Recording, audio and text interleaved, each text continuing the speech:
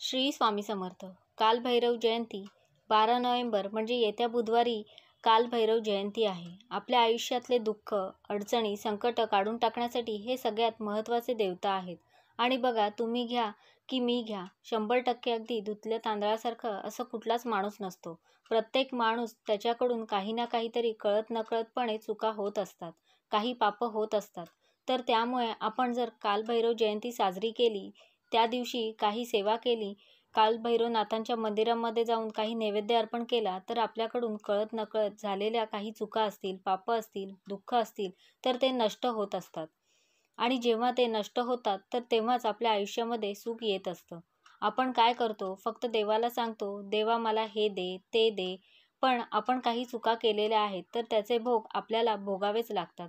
म्हणून आपल्या आयुष्यामध्ये दुःख येत असतं. पण तितकंच सत्य आहे. तर त्यामुळे हे सत्य स्वीकारून आपण आपल्या पापांचं, काही चुकांचं आपण प्रायश्चित्त केलं पाहिजे. कालभैरव जयंती हा संपूर्ण दिवस तुम्ही कसा साजरा करायचा, त्या दिवशी कुठल्या सेवा करायच्या, तर त्यानंतर कुठल्या एका महत्त्वाचं स्तोत्राचं पठण करायचं आहे. त्यामुळे घरामध्ये कटकटी, भांडणं कधीही होत नाही. आणि कालभैरवनाथांचं मंदिर तुमच्या इथे जवळपास नसेल तर काय करायचं? तर या उपायाविषयीची संपूर्ण माहिती जाणून घ्यायची असेल तर व्हिडिओ स्किप न करता संपूर्ण बघा. आणि चॅनलवर पहिल्यांदा आला असाल तर सबस्क्राईब करा आणि बेल आयकॉनला प्रेस करा. म्हणजे जेव्हाही मी नवीन व्हिडिओ अपलोड करेन त्याचं नोटिफिकेशन सगळ्यात आधी तुम्हाला मिळेल. आपले सर्व दुःख, त्रास, घरातील नकारात्मक शक्ती, जादू, टोटके, भूतबाधा, करणीबाधा हे सगळं नाहीसे करण्यासाठी तुम्हाला कालभैरव जयंतीच्या दिवशी कालभैरवनाथांना नैवेद्य अर्पण करायचं आहे.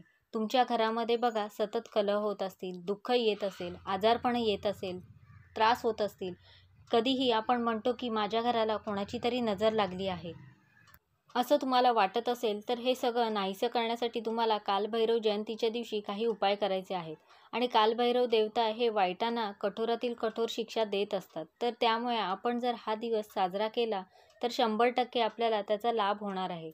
आपल्या स्वामी समर्थांचे केंद्रामध्ये, मठामध्ये हा दिवस तर अगदी छान साजरा केला जातो. त्या दिवशी कालभैरव अष्टक स्तोत्र आपल्याला पठण करायचं आहे. नित्यसेवेच्या पुस्तकामध्ये कालभैरव स्तोत्र आहे, मी तुम्हाला डिस्क्रिप्शनमध्ये पण देते. आणि कालभैरव स्तोत्र जे आहे तर ते इतकं पॉवरफुल आहे ना.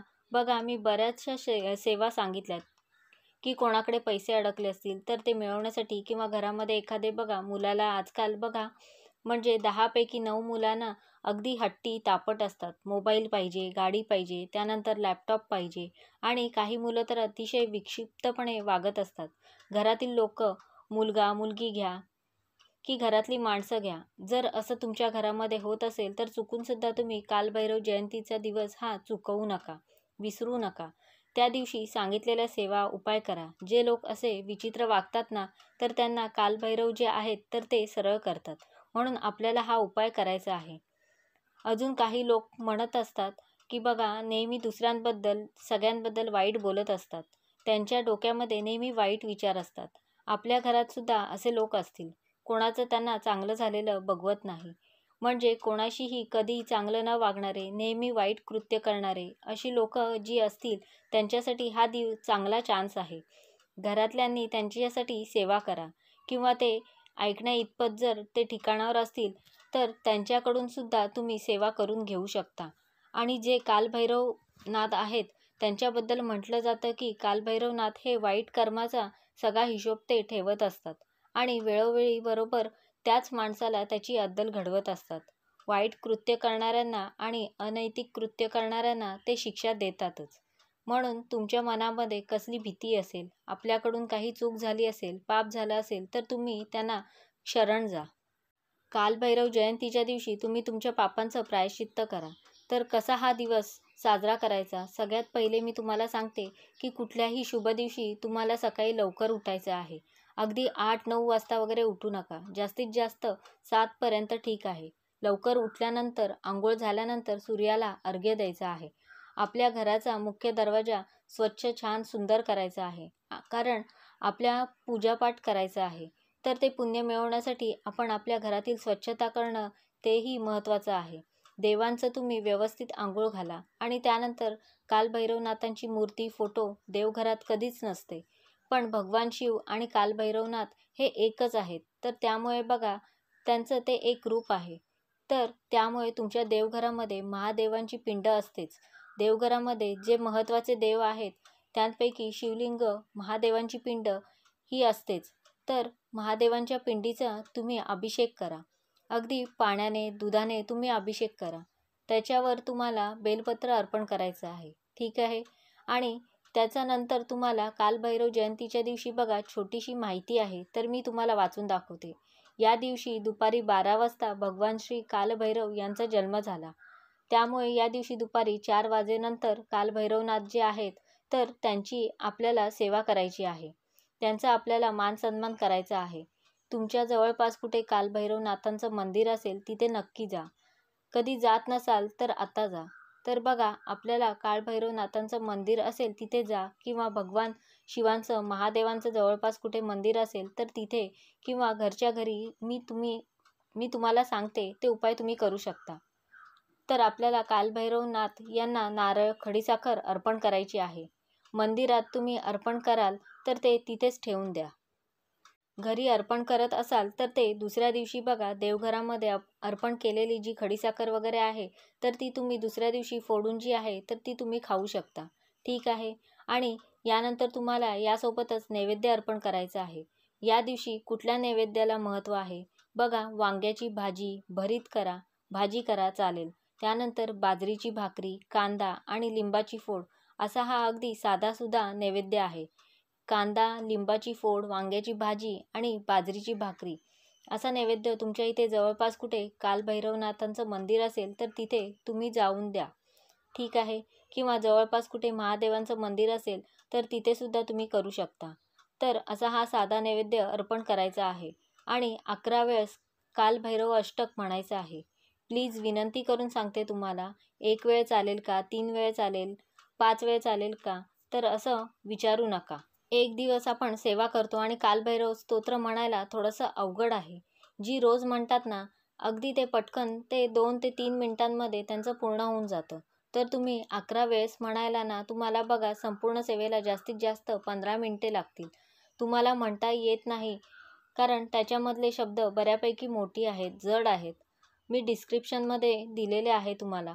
तर तुम्हाला म्हणता येत नाही तर तुम्ही यूट्यूबला लावा. हात जोडून देवासमोर बसलात तरी चालेल, किंवा कालभैरवनाथांच्या मंदिरामध्ये खाली आसन घेऊन तिथे जाऊन बसा आणि तिथे तुम्ही बाजूला बसून म्हटलं तरीसुद्धा चालेल. तर अशी तुम्हाला ही सेवा करायची आहे. आणि दुसरी गोष्ट म्हणजे कालभैरवनाथांना या दिवशी संध्याकाळी तुम्हाला जिलेबी, उडीद डाळ आणि नारळ, तर मी तुम्हाला आधीच सांगितलं आहे, तर जिलेबी तुम्हाला त्यांना अर्पण करायची आहे. आणि त्यानंतर प्रसाद म्हणून तुम्ही इतरांना वाटू शकता.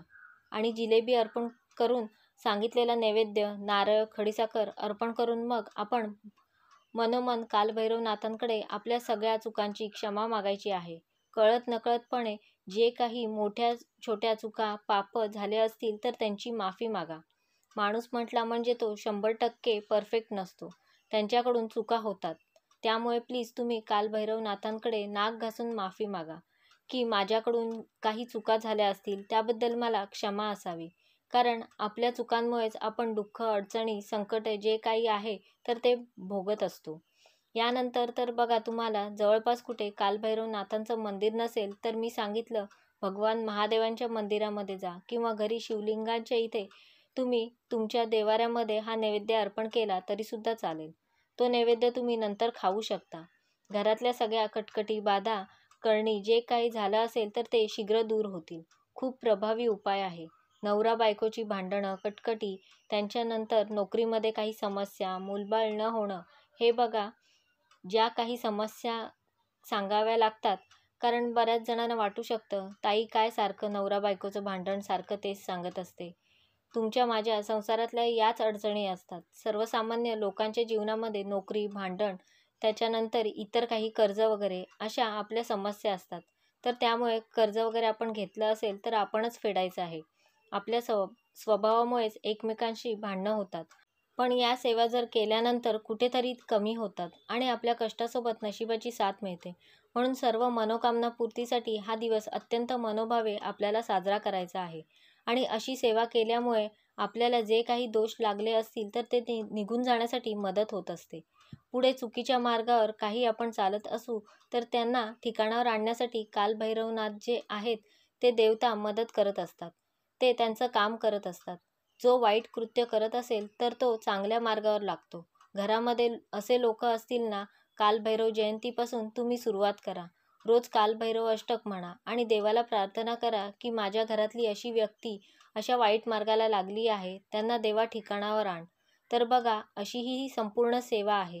आणि मी तुम्हाला सांगितल्याप्रमाणे तुम्ही नैवेद्य अर्पण करा आणि विनंती करून न विसरता तुम्हाला कालभैरव अष्टक म्हणायचं आहे. 11 वेळेस म्हणा.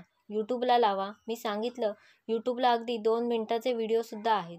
बघा, हा दिवस आहे ना, अजिबात सेवा करण्यासाठी चुकवू नका. सांगितलेलं नैवेद्य अर्पण करा. कालभैरव अष्टक म्हणा. झालेल्या चुकांबद्दल नतमस्तक होऊन नाक घासून माफी मागा.